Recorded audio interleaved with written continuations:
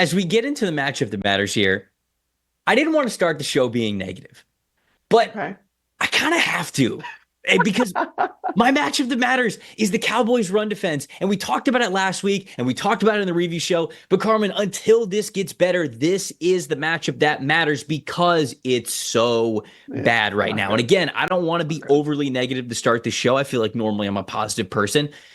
But I'm failing to find some positives here with the Cowboys run defense specifically. 29.11 run defense as a team. And when you look at the interior guys, I mean, it's one of the lowest graded groups that we have in the NFL. Micah Parsons, he's fine, but he's the only defensive lineman with a grade above 60 right now along that whole defensive line. So how they match up against a Giants offensive line that is also not great. It's almost Not like great. which one's worse? Which bad is badder, if you will? Because the Giants offensive line, 60.1 overall blocking grade, that's 27th in the NFL.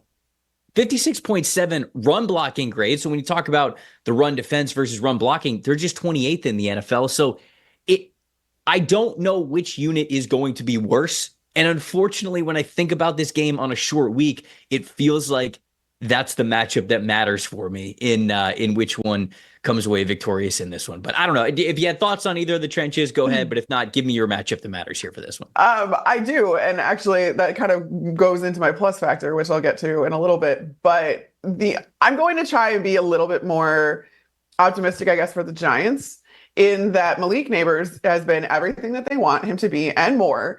He does not seem to be affected by the fact that Daniel Jones is his quarterback, or that most of the attention is being paid to him given the lack of other receiving options that the Giants even have. So basically, my matchup that matters for the New York Giants, in fact, is Malik Neighbors versus who? Because I think the knee-jerk reaction would be like, okay, well, they're going to put Trevon Diggs against Malik Neighbors. That's the Cowboys' best corner. Except Trevon Diggs spends 86% of his time on the right side outside corner slot or field, side of the field. So they move Malik Neighbors around. Wide right, 37%, wide left, 40% of the time, and then he's in the slot 22% of the time. So, like, you can't really just put Trevon Diggs on there unless you plan on moving him. And if that's the case, then you have the rookie in Kalen Carson, who, by the way, is doubtful for this game, not going to be there. Mm-hmm. This could be, Malik Neighbors could essentially eat in this game. And I really think that this matchup kind of is a bad one for the Cowboys, a good one for the Giants. Obviously, these two teams are super familiar with each other, being in the same division. Right. But I do think that there are some weaknesses that the Giants can exploit. You're talking about the Cowboys' run defense. The Giants, their other offensive weapon is Devin Singletary, who is my plus factor because of the fact that you have Malik Neighbors, neither of which, both of which are going to get the best of, I think, the Cowboys. It's going to really, really matter if they can just get to Daniel Jones and prevent the ball from even getting into play at this point.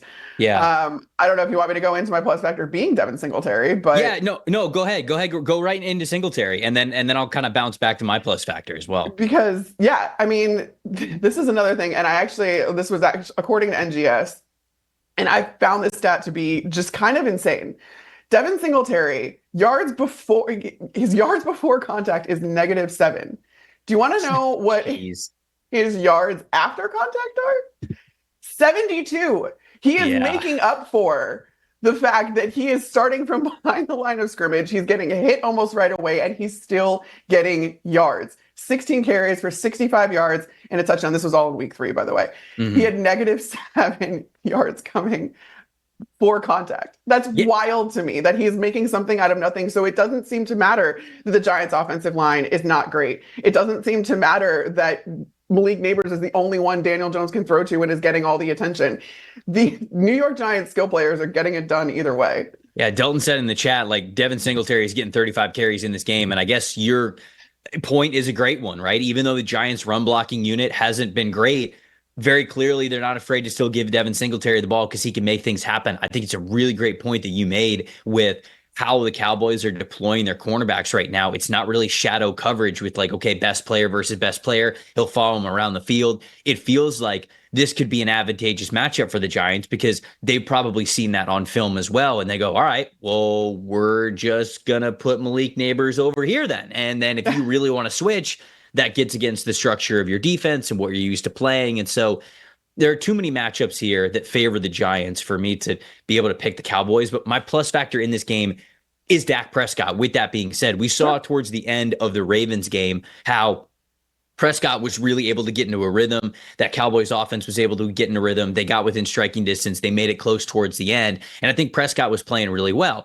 He has the most passing attempts in the league. I did not realize this before we started to do the previews at 122, but he's just 35th in passing. Oh, no, sorry, 25th, because there's other quarterbacks that are in there. I know people are going to be like, there's only 32 teams in the league. Well, some quarterbacks have played. No, there are other quarterbacks that come. But he's 25th. He's 25th in the league in passing grade at a 57.6. So he's not really playing really well. They're still putting the ball in his hands. This could be an opportunity for Dak to really take over. And he has not done that yet, that so far this year. But this could be the opportunity. And in my opinion, has to be why he's the plus factor, because like you mentioned, and like I mentioned with the trenches, there's too many things going against the Cowboys right now, where if Dak doesn't look like the best version of himself that we have seen so far this season, even for a Giants offense that doesn't really terrify you on paper, I think they could certainly come away victorious in this game. Certainly, like you said, if they're going to continue to give it to Devin Singletary and he's going to make things happen, even independent of his offensive line. So, Dak is really good against the Giants too. Dak is he's got the Giants. Right.